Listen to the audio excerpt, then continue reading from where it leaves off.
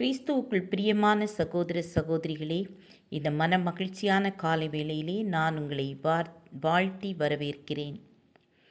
இன்றைய தினம் நாம் தியானிப்பதற்காக தெரிந்து கொண்ட வசனம் ஆதியாகமம் 31 அதிகாரம் 29 உங்களுக்கு பொல்லாப்பு செய்ய எனக்கு வல்லமை உண்டு.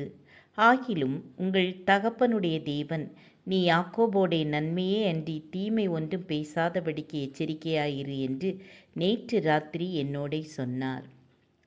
ஆண்டவர் யாக்கோபுக்கு தரிசனமாகி அவனிடம், நான் உன்னோடே இருந்து நீ போகிற இடத்திலெல்லாம் உன்னை காத்து இந்த தேசத்துக்கு உன்னை திரும்பி வர பண்ணுவேன்.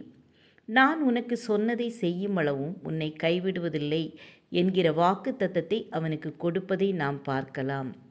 அந்த வாக்குத்தத்தம் நிறைவேறும் அளவும் ஆண்டவர் யாக்கோபை கைவிடாது இருந்தார். அந்த வாக்குத்தத்தம் நிறைவேற தடையாக இருந்த நபர்களிடம் ஆண்டவர் யாக்கோபுக்காக அவர்கள் மனதில் பேசுகிறார். முதலாவதாக யாக்கோபின் வாக்குத்தத்தத்திற்கு தடையாய் லாபான் இருந்தான். எனவே லாபானை ஆண்டவர் கடிந்து கொண்டார் என வேதத்தில் வாசிக்கிறோம்.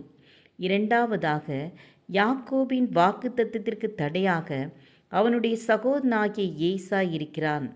ஆனால் ஏசாவின் மனதையும் ஆண்டவர் மாற்றினார். யாக்கோபுக்காக பேசிய ஆண்டவர், யாக்கோபை வல்லமை உள்ளவர்களின் கைக்கு தப்புவித்த ஆண்டவர் நம்மையும் தப்புவிக்க வல்லவராயிருக்கிறார். நமக்காக பேச ஆயத்தமாயிருக்கிறார்.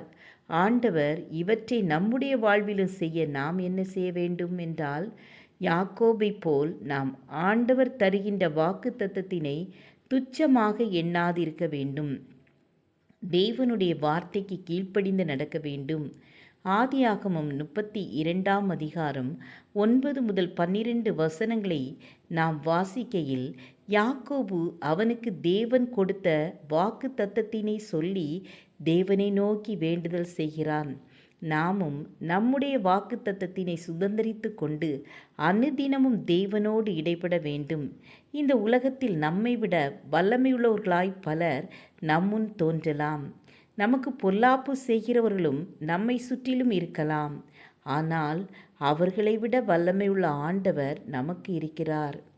ஆம், எனக்கு அன்பானவர்களே, அவர் நமக்காக வாதாடுகிறவராயிருக்கிறார். அவர் நமக்காக பேசுகிறவராயிருக்கிறார். அவர் நம்முடைய நியாயங்களை பட்ட பகலை போல வெளிப்படுத்துகிறவருமாயிருக்கிறார்.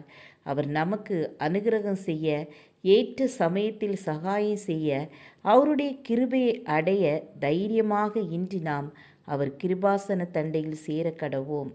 ஜெபம் செய்வோம். கிருபையும் இரக்கமும் நிறைந்த கர்த்தாவே, இந்த உலகில் காணப்படும் வல்லமையான செயல்களுக்கு எங்களை தப்புவித்து வழிநடத்துங்க. இயேசுவின் நாமத்தில் பிதாவே, ஆமேன் ஆமேன். God bless you.